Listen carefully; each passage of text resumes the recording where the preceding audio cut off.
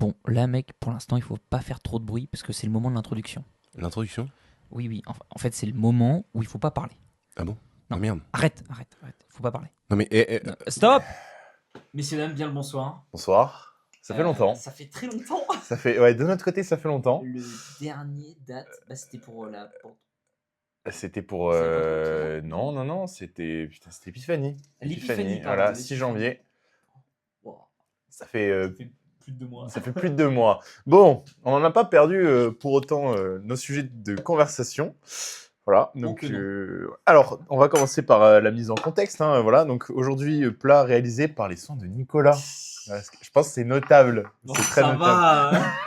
Non, il s'améliore. Il s'améliore. Je constate que de jour en jour, il nous produit de meilleurs produits culinaires. Voilà, donc là, on est sur des nouilles Bon, c'est avec alors, aiguillettes attention, de il poulet. faut pas s'attendre à non plus. Bah, écoute, moi, je trouve ça très bien. Voilà, nouilles, aiguillettes de poulet avec une petite sauce maison et Tout à fait. des poivrons. Voilà, donc ça a l'air très très bon, ça sent bon en tout cas. On va goûter, Alors, on ça va faire va. un crash test. Voilà, la cuisine de Nicolas. Que j'étais. Exactement. Voilà, parce que on se rattrape, parce que c'est vrai que le dernier épisode, nous n'avons pas mangé. Non, C'est quand même putain, c'est ce qui vrai. est terrible, parce qu'on a fait un épisode, on mange et on parle, où on fait que parler. J'y avais même pas pensé. Et on ne mec. mange pas. J'y avais même pas pensé. J'y Donc, avais même pas percuté. Tiens, on c'est aurait une- dû. une- J'en ai déjà mis. Ah bah, Voilà, il suit déjà pas, ça commence bien. Bon, moi j'ai faim. moi aussi j'ai très faim. Comme d'hab, hein, les monsters. Alors, on est tombé sur ça, je ne connaissais pas. Voilà, c'est des monsters un peu. On dirait que je suis en train de faire un Ouais. Mais Voilà. c'est morning routine. Non, c'est les monsters ça. rehab. Voilà, Yeah. pour récupérer. En fait, c'est non gazeux et c'est pas énergisant. Donc, c'est pas de plus mal parce que je sais pas quelle heure il est, mais il est. Il est 20h33, franchement. 20h30, donc On n'est pas trop mal, hein. vaut mieux ça parce que sinon je vais pas dormir. Ouais. Bon, Certes. allez, passons aux choses sérieuses dès maintenant parce que on va encore s'éterniser. Les intros elles vont durer 10 minutes et les gens, déjà qu'il n'y a pas grand monde qui nous regarde. Ça. Voilà, bonne app. Donc j'ai pensé à un sujet de discussion. Alors au début on avait pensé à quelque chose, mais on se le garde pour plus tard. Un sujet croustillant qui à mon avis va rester un petit moment. Ouais. Non, je viens de voir parce qu'en fait mon père, que je salue, m'a envoyé un Reels Insta sur la nouvelle génération de travailleurs, voilà, qui s'appelle les babies branleurs ou je sais pas quoi. Ah oui. Voilà, il m'a envoyé ça, j'ai regardé, et en fait c'est intéressant. Et du coup j'aimerais qu'on discute. Donc en fait, mise dans le contexte, qu'est-ce qu'on désigne par les, je crois que c'est ça, les baby, Ouais, c'est ça. glandeurs. Voilà, Ouais, c'est c'est ça, ça. les baby glandeurs. Quelque chose de similaire, ouais. Qu'est-ce que c'est? Donc c'est toute cette nouvelle génération qui correspond plus ou moins à la nôtre Nous. en fait, de Concrètement. salariés qui part pile à l'heure, qui posent des congés Dès sans qu'ils trop se soucier du reste, qui se mettent en arrêt maladie, qui en fait qui profitent du système, on ose dire.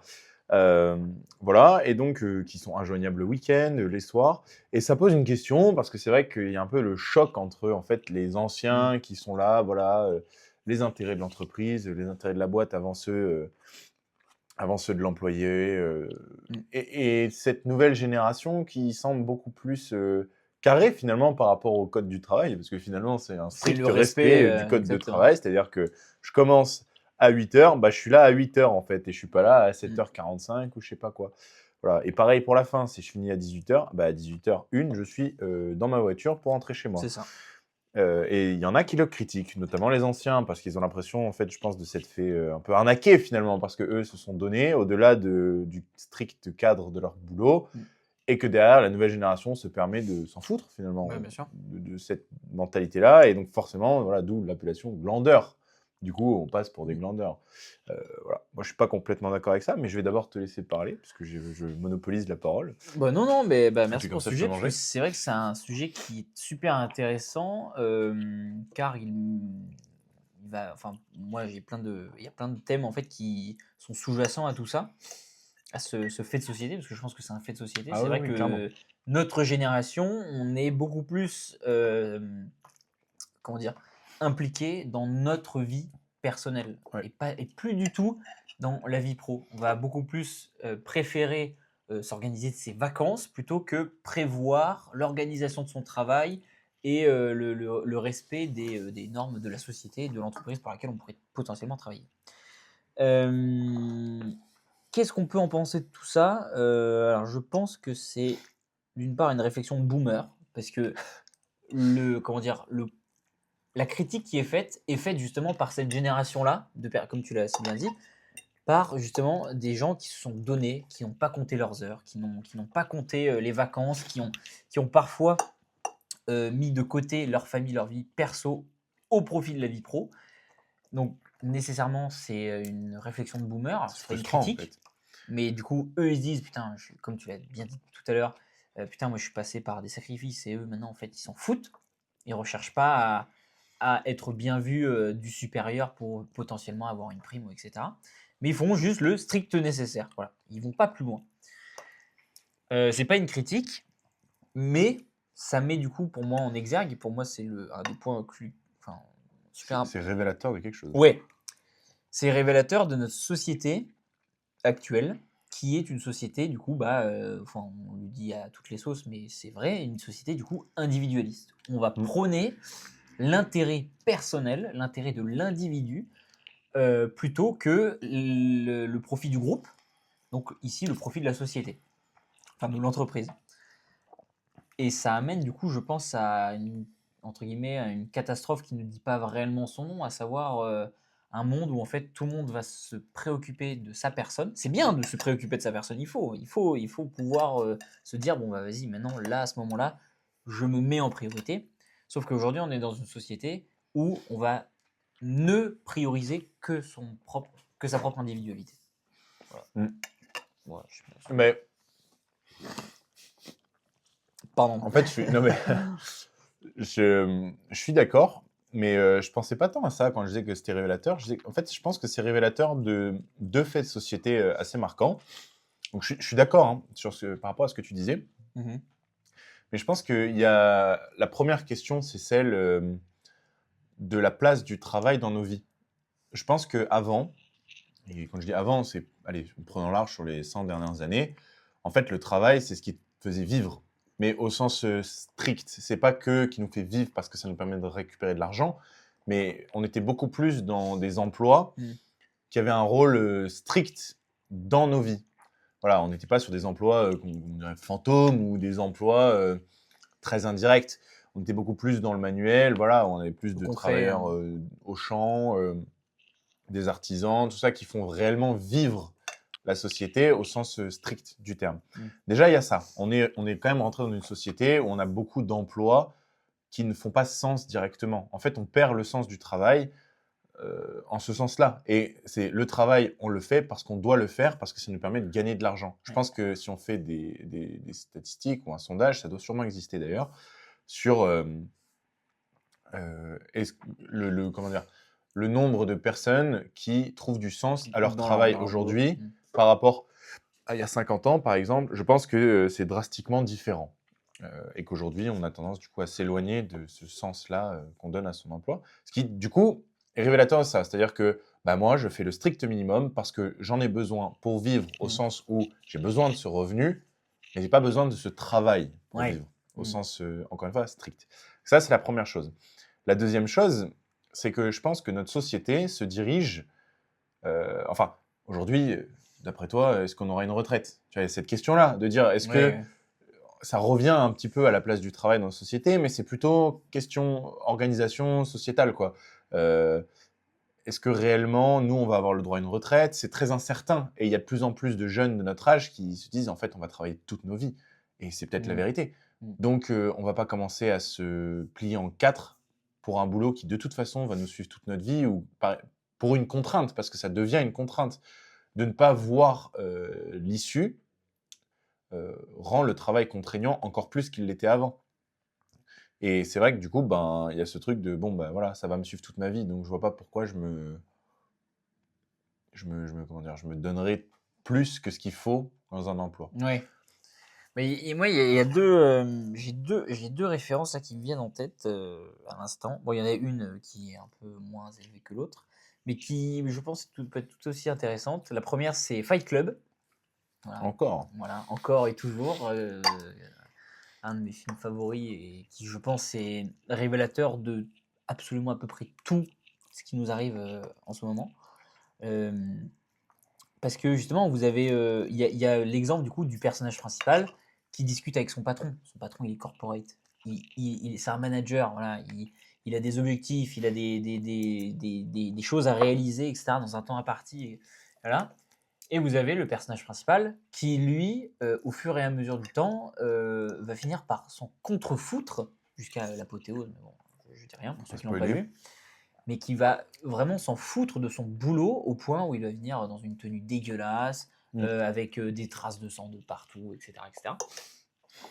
Donc il y a ça, et aussi bien évidemment les fameux discours de Monsieur Durden qui, voilà, vous n'êtes pas votre travail, vous n'êtes pas votre uniforme, vous n'êtes pas machin, etc. Vous n'êtes que, et finalement il arrive sur quelque chose de très négatif, vous n'êtes que la merde de ce monde, etc. Donc un ramassis de merde parce que justement on ne trouve plus de sens. Et du coup, j'en arrive là à cette question justement du sens du travail, à une deuxième référence peut-être un petit peu plus évoluée, mais malheureusement, je ne suis pas sûr de cette référence. Je crois que c'est Kafka, Le Bureau. C'est un bouquin, un petit bouquin qu'il a écrit pour montrer l'absurdité du travail et du monde du travail, avec un petit peu de mémoire une description à un moment de l'organisation de son bureau, un petit peu à la Astérix et Obélix, les 12 travaux d'Hercule, pardon, quand ils sont à la maison de la folie, donc la maison de la bureaucratie, où pour avoir un formulaire, vous devez passer par 600 autres bureaux pour enfin avoir un petit bout de papier. Voilà. Et je trouve que c'est plutôt intéressant parce qu'en effet, on a fait, on va dire, ce millefeuille, surtout nous en France, on est très critiqués pour ça, le millefeuille administratif français, où on a besoin d'un milliard de papiers pour obtenir quoi que ce soit ou quelconque décision, alors que dans d'autres pays, c'est pas du tout ça. Donc en effet, on peut perdre un petit peu dans le sens, dans cette absurdité, puisque Kafka, c'est l'absurde de notre situation, et de se dire, bah en fait, putain, mais c'est quoi le sens de ma vie là? Et vous avez ça dans plein de films. Je prends Soul, le film d'animation de Disney Pixar, Oui, oui, Soul. oui, oui, oui. Le mec qui est trader, etc. Bon, on s'en fout de la mécanique, mais il y a son âme qui revient dans son corps. Et qu'est-ce que je suis en train de faire de ma vie? Voilà, il arrive plus à comprendre parce que la majorité des gens, on va dire, tout le monde, hein, même, moi j'ai envie de dire, on est dans un effet tunnel. On se dit, bah voilà, je suis dans mon job, etc. Et on n'a pas forcément la présence d'esprit de prendre du recul et de se dire, mais concrètement, ça rime à quoi ce que je fais? Ouais, et puis même, on travaille moins pour nous. C'est-à-dire Mm. que bah, c'est une question. En fait, je pense qu'on revient à la réhumanisation des emplois. C'est-à-dire que bon, bah, quand il y a eu le Fordisme, le Taylorisme, on est passé dans un mode industriel Mm. finalement, un mode où l'homme qui travaille, quand je dis l'homme, c'est avec un grand H, le travailleur est une force de travail, c'est un outil, une machine en fait. C'est ce qui permet, c'est les engrenages qui permettent de faire fonctionner quelque chose qui le dépasse, qui est beaucoup plus grand. Donc c'est ça, en fait, on a arrêté de travailler pour soi, mais on travaille pour une entité plus grosse. Et ça a inéluctablement conduit à une forme de limitation de l'humanisation. Et on voit que ça revient de plus en plus. Voilà, Oui, bah, bien sûr. il y a la place au bien-être au travail, elle prend une importance toujours plus grande. On voit l'apparition de beaucoup dans dans les grosses boîtes, voilà, un service bien-être. On met en place des salles de repos, plein d'infrastructures. On peut regarder comment ça s'appelle le QG d'Apple là, en Californie, l'immense bâtiment Ah oui, oui. circulaire, je Oui, ne sais oui. plus comment il s'appelle, mais voilà, où en fait, dans ce bâtiment-là, bah, il y a les terrains de tennis, de paddle, Un immense foot, jardin au centre, un jardin. Voilà, on est beaucoup plus dans ce truc de de non bien-être. plus.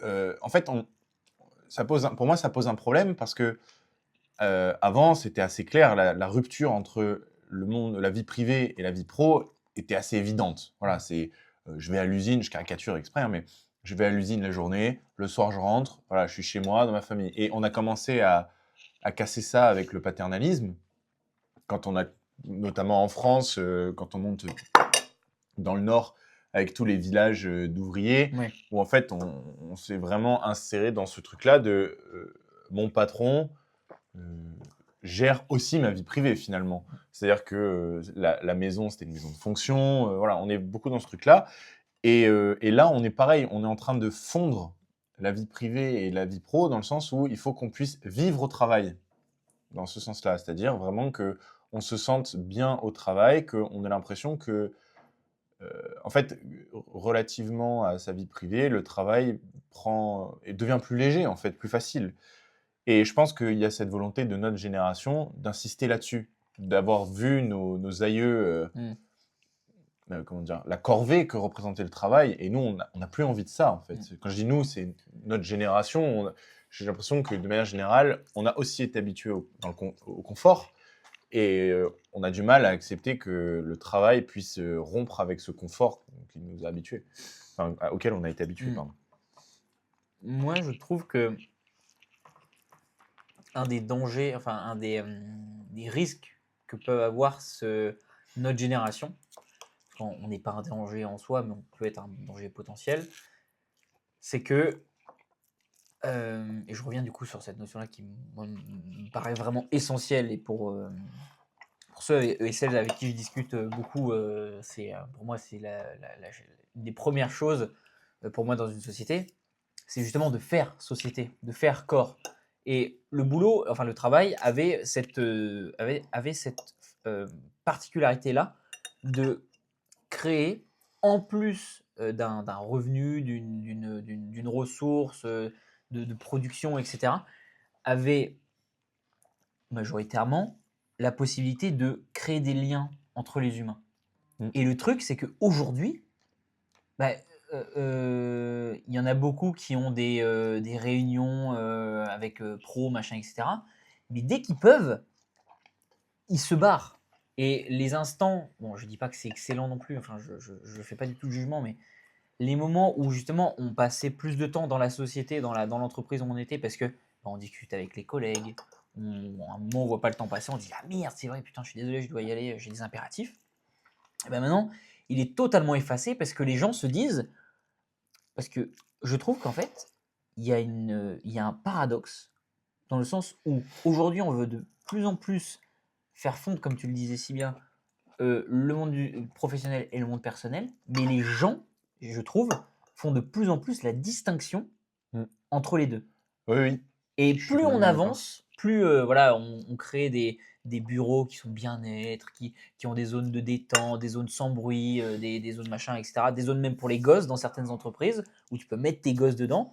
Plus les gens, justement, font la distinction et se disent: ah non, non, non, ça c'est mort. Moi, à 18h01, quand mon travail se termine à 18h, je suis dans ma bagnole, j'ai déjà mis la clé sur le contact et je me barre.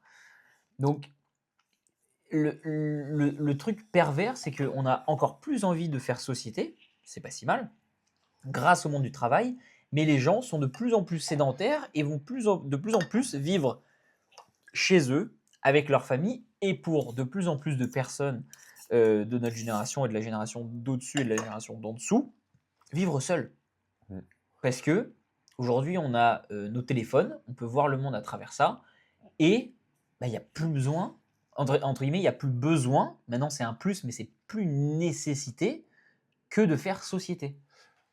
Mais Et pour moi, c'est un danger. je pense que, en fait, le paradoxe que tu relèves, la question, elle se pose sur à qui ça profite finalement?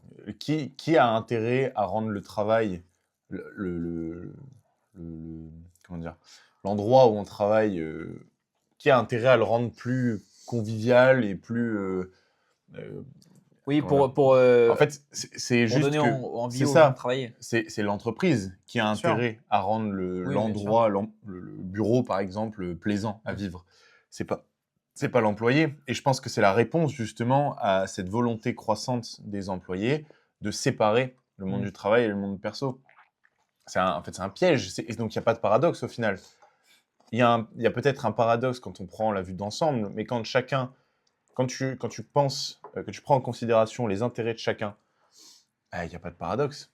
C'est juste que cette tendance à rendre, le lieu de travail plaisant et à fondre un peu la différence entre la vie privée et la vie perso, ça profite aux employeurs, comment dire? À ceux qui dirigent en Mm. fait, aux entreprises.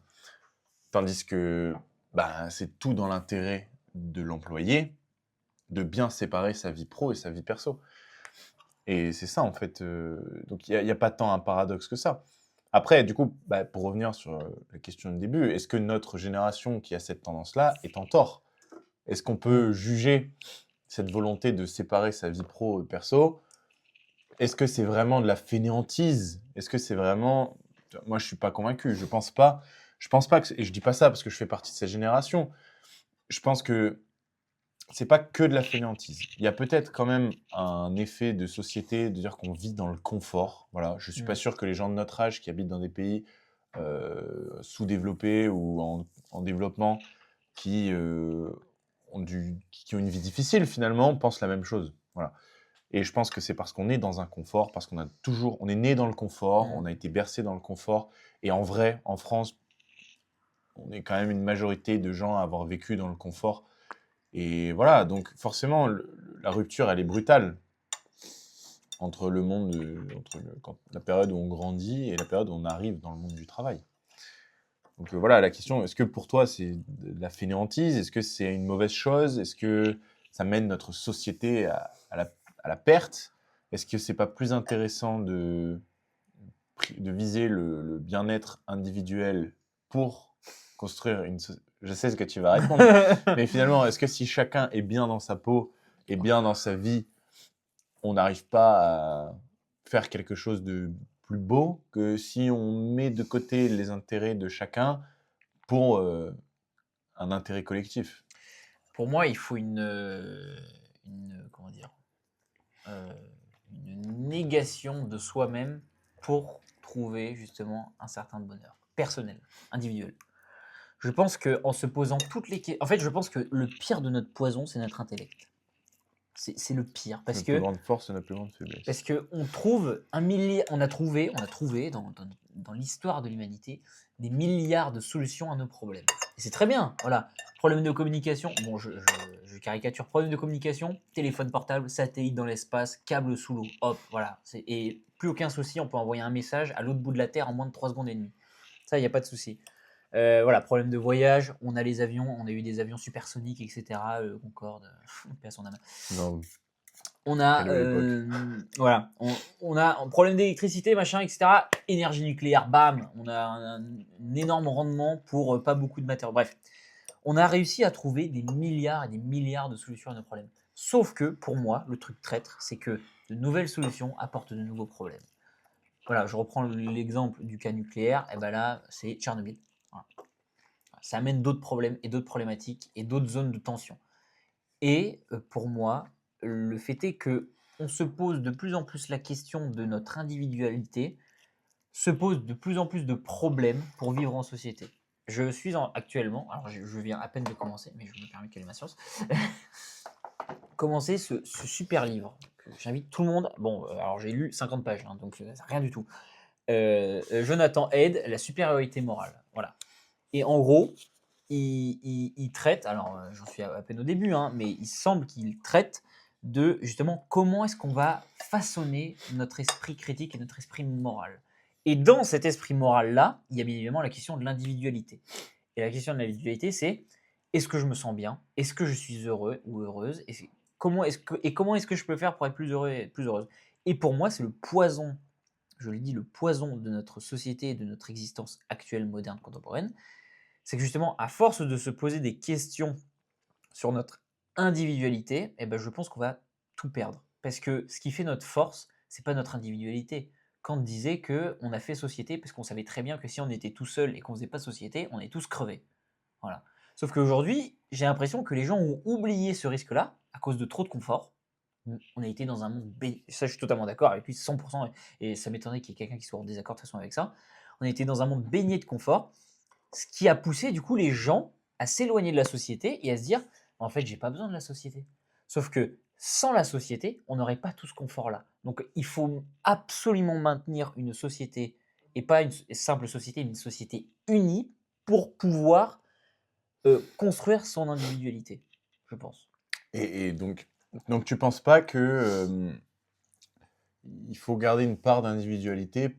Enfin, je veux dire, pour moi, un travailleur heureux, alors c'est un raisonnement de manager, voilà, et un travailleur heureux, finalement, est-ce qu'il n'est pas plus productif? Est-ce que conserver ses intérêts ne rend pas le travail plus agréable, en fait? De Alors, dire: oui, «J'ai moi, j'ai ma personne, mes intérêts oui, et à côté, je contribue à la société», parce que j'ai conscience que, en effet, bien et sûr, là-dessus je le rejoins, qu'en effet, en fait, c'est le collectif qui fait la force de l'humain. C'est le fait on ait bâti une qu'on agisse société ensemble, et que, bah, qu'on travaille pas pour nous, à strictement parler. C'est-à-dire que bien sûr. la valeur finie, le produit de notre travail, souvent, il est pas pour nous, mais il est pour l'ensemble, le Mmh. groupe, pour la société. Voilà. Et ça, c'est un point qu'il faut vraiment qu'on garde en tête. C'est un truc qu'il faut, parce que c'est le moteur de notre société, finalement. Mmh. Mais pour autant, moi, je pense qu'il ne faut pas renoncer à son Oui, individualité non plus. mais il y a un juste milieu à avoir et pour moi, le juste milieu se trouve avec plus de collectifs et on va dire 75 collectif et 25 individuel. Mmh. Il y a dans, l'autre, Marcel Das ma 1, 2, 3, Marcel Dassault, grand constructeur d'avions, machin et cetera, encore connu aujourd'hui, famille Dassault, entreprise Dassault, des milliards et des milliards de bénéfices chaque année, une grosse entreprise. Et bah, dans son autobiographie, Marcel Dassault explique que c'était l'un des premiers patrons à avoir institué les congés payés en France. Et que c'est un petit peu, moi j'allais dire à cause, mais grâce à lui, que le congé payé a été généralisé, le concept de congé payé. Et que lui, à chaque fois que l'État, le gouvernement français donnait 3 semaines, on va dire à un moment il a donné 3 semaines de congés payés par an aux travailleurs, etc. Et ben lui, il prenait toujours une longueur d'avance, il en donnait 4. Et ensuite, quand l'État français en a donné 4, lui il en donnait 5. Bref, il était quand même, c'était quand même un patron qui était, on va dire, novateur. Et je prends un cas qui, pour moi, peut aider l'entreprise et les employés à se sentir mieux, c'est que Marcel Dassault avait proposé à ce que les employés de l'entreprise Dassault possèdent une part de l'entreprise. Mmh. Ce qui fait que les individus sont liés de façon économique à l'entreprise et que forcément, Ils ont intérêt. dans un cercle vertueux, ils ont intérêt exactement à ce que l'entreprise fonctionne et ça peut motiver. Putain, vas-y, j'ai envie que l'entreprise elle fasse tel bénéfice, je vais y aller avec, bon, à ma petite échelle, mais ainsi soit-il, pour essayer, faire en sorte que l'entreprise fasse ce chiffre d'affaires-là et que moi je récupère ces dividendes-là. Oui.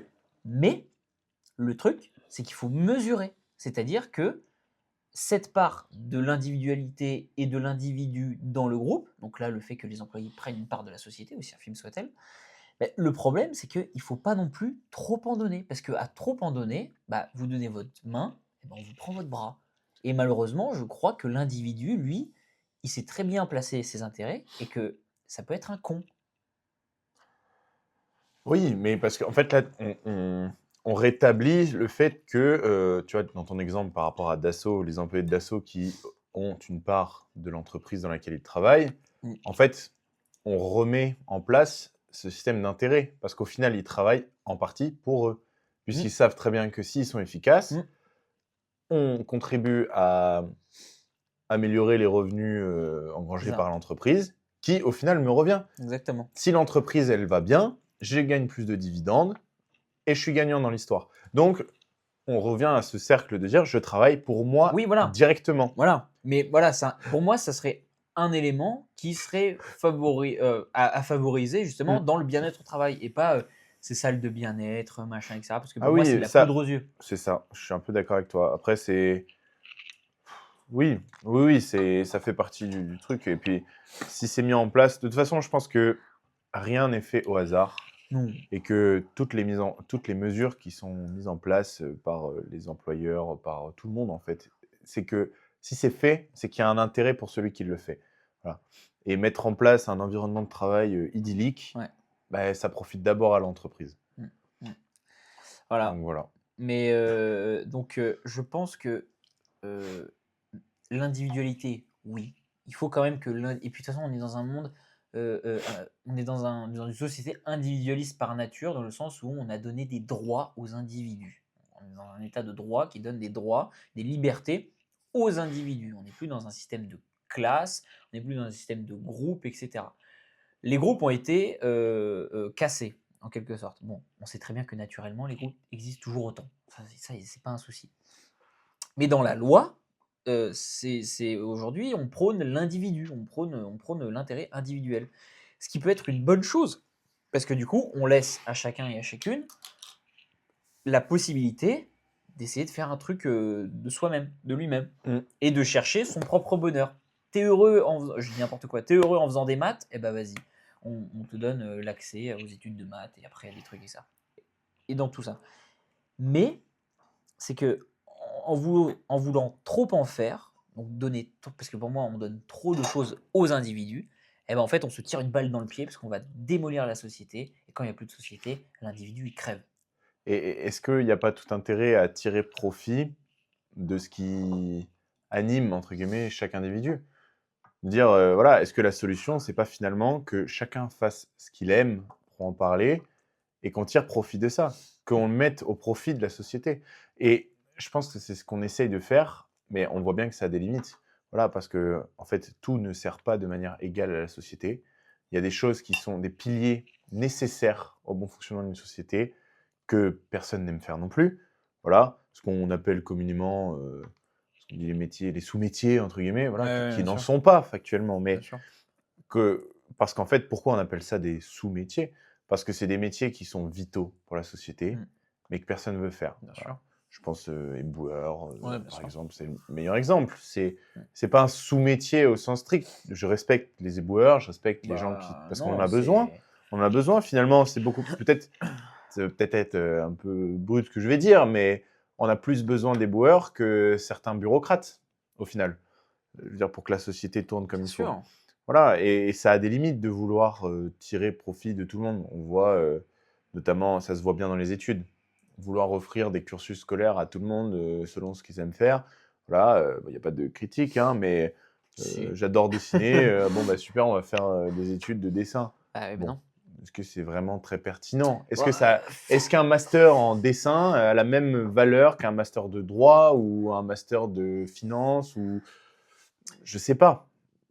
Voilà, et je me dis, alors attention, je respecte les gens qui font ça, mais je dis juste que ça s'inscrit dans cette démarche, ce décalage entre la volonté Mhm. d'offrir à tout le monde sa chance. sa chance dans ce qui lui plaît, Mm. pour dire, voilà, on va tirer profit de ce que la personne aime faire, ce qui part d'un bon raisonnement, Bien à mon sûr. sens. C'est un Mais bon le fond. problème, c'est que c'est pas applicable pour tout le monde, ni pour toutes les passions. Voilà, il y a Ah des bah voilà. choses, il y a des passions et des passions desquelles on ne pourra jamais tirer profit, je pense. Bien sûr. Mais et puis même, en fait, le fait de donner, même cette illusion-là, va alimenter, je pense, enfin, je trouve, l'argumentaire des gens qui veulent encore plus de liberté. Mm. Et pour moi, le problème de notre système, c'est qu'il est en grande partie hypocrite sur cette idée-là. Personne ne sera jamais égal à qui que ce soit. Mm. Il y aura toujours des gens qui seront au-dessus de vous. J'aime dire, on est tous et toutes la pute de quelqu'un. Voilà. Mais tout le monde. De quelqu'un qu'on pourrait considérer comme vraiment une merde, comme le mec qu'on idéalise. C'est Mm. toujours la pute de quelqu'un. Complètement. Et ensuite, merde, pardon, j'ai perdu le fil. On est tous la pute de quelqu'un. Et en plus, on ne peut pas trouver, et on ne peut pas, comme tu l'as dit, mais je répète parce que je pense absolument, on ne peut pas tirer profit de 67 millions de pensées individuelles. Et le fait de manquer de cadre et de manquer, voilà, je vais parler d'autorité, parce on en revient toujours à là, de manquer de cadre et justement de direction, parce qu'une société, c'est un groupe qui va dans une direction, que tout le monde en fait aille dans son coin, et ben voilà, il n'y a plus de société. Et c'est là qu'on voit en fait le manque de civisme, le manque d'humanité. Aujourd'hui, vous pouvez, je dis n'importe quoi, vraiment vous blesser, ou il vous arrive un truc chiant, etc., dans la rue, où vous n'avez rien demandé. Vraiment, les gens, soit ils sont là en train de faire une vidéo parce que putain, c'est marrant, machin, etc., ou c'est extraordinaire, mais il n'y a plus la personne qui va aller voir en disant ça va, tout va bien, etc. Et ça, je trouve qu'on l'a vraiment perdu et que c'est une catastrophe parce qu'aujourd'hui, chacun est dans sa bulle. Et je voulais mettre une autre référence. Alors, j'ai plus l'auteur, mais parce que je j'ai jamais acheté ce bouquin encore, mais ça s'appelle La Post-Vérité. Et c'est à partir de ce présupposé-là, de la société individualiste où chacun pense juste à sa gueule et s'en branle du groupe, ça m'intéresse pas. Parce que l'individu ne voit pas son intérêt dans le groupe, ben on va arriver dans un monde où en fait chacun a sa vérité. Chacun a sa vision des choses, et du coup, puisque les gens sont libres de penser ce qu'ils veulent, eh ben, tu peux pas contredire. Mmh. Donc, le débat, c'est terminé. La politique, c'est terminé. Et du coup, la société, c'est terminé.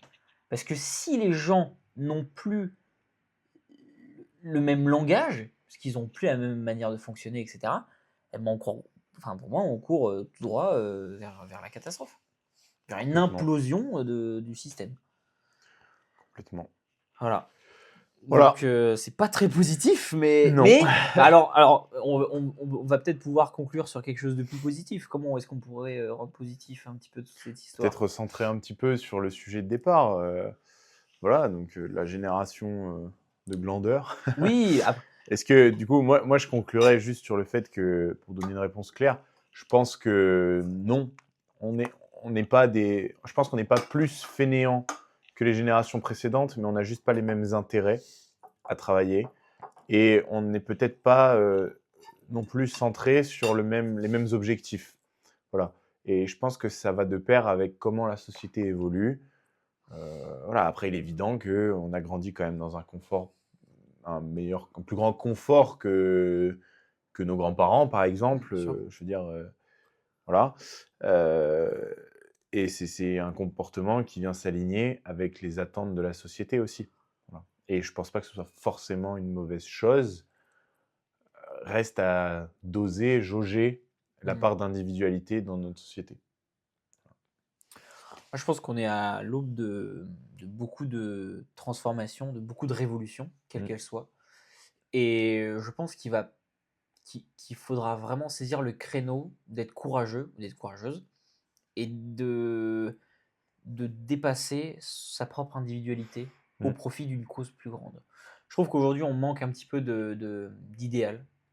C'est vrai. On est un peu dans un monde où bah, C'est aseptisé un peu. on a moins de grandes personnes euh, comme repère, on va dire, qu'à l'époque. Hein, à l'époque, ils avaient, bon, à l'époque, il y a longtemps, hein, il y avait il y avait les rois de France, les empereurs, les grandes personnes à qui on donnait, même si c'était faux, La c'est pas figure grave, tutélaire. à qui on donnait exactement une certaine légitimité, une certaine aura, parce que voilà, aujourd'hui on utilise ce Du terme, une crédit, certaine ouais. aura, du crédit exactement. Et aujourd'hui, on n'a plus ça parce que les gens s'en foutent. Mm. Parce qu'aujourd'hui, ça peut intéresser qui d'avoir une personne justement pour qui on a beaucoup d'estime. Mais ça va de pair avec le confort. En fait, on en a moins besoin. C'est ça, on Avant, en a pourquoi plus on avait besoin. besoin d'un repère, une figure tutélaire? Parce que c'était Parce que quelqu'un c'était la qui merde. était inspirant, quelqu'un qui guidait finalement. C'était le phare dans les ténèbres. Ouais, ouais, ouais, bien sûr. Et en fait, non, mais vraiment. Ouais, c'est vrai, c'est vrai. Et aujourd'hui, on en a moins besoin parce que chacun trouve son confort dans son individualité, cherche son bonheur dans son individualité, et que en fait, on n'a plus besoin d'un repère, on n'a Non. plus besoin de modèles. Voilà, donc il y a toujours de grandes personnes, de grands hommes et de grandes femmes, mais c'est leur place dans la société en tant que modèle est beaucoup moins important, beaucoup moins Mm. pesant. Et c'est vrai que ça, on peut s'interroger légitimement vers où ça nous mène Ouais. dans la société. Est-ce que c'est pas aussi des piliers, tout comme la religion, on en avait parlé la dernière Mm. fois, est-ce que c'est pas aussi un pilier de la société, justement, Ouais, ces bien sûr, bien figures sûr. tutélaires? Mais c'est pour ça qu'il y en a plein qui sont estimés ou qui s'estiment être justement en politique, hein, notamment des figures comme ça. Mm. Notamment dans beaucoup de partis, je me souviens, on parle beaucoup, encore et toujours, de personnages providentiels. Mm. On attend toujours un petit peu, pas le messie, mais c'est un petit peu cette idée-là d'une personne, on va dire, surnaturelle, Ouais. qui sort de Le l'ordinaire, sauveur. et le sauveur, et qui va nous transcender, et qui va transcender tout le monde. Et en fait, on est en manque de modèle, je dirais aujourd'hui. Oui, c'est vrai. Bon, c'est une belle manière de conclure, je pense, parce Voilà. que ça fait, je crois, 40 minutes qu'on parle. Oui, et à la rigueur, devenez votre propre modèle.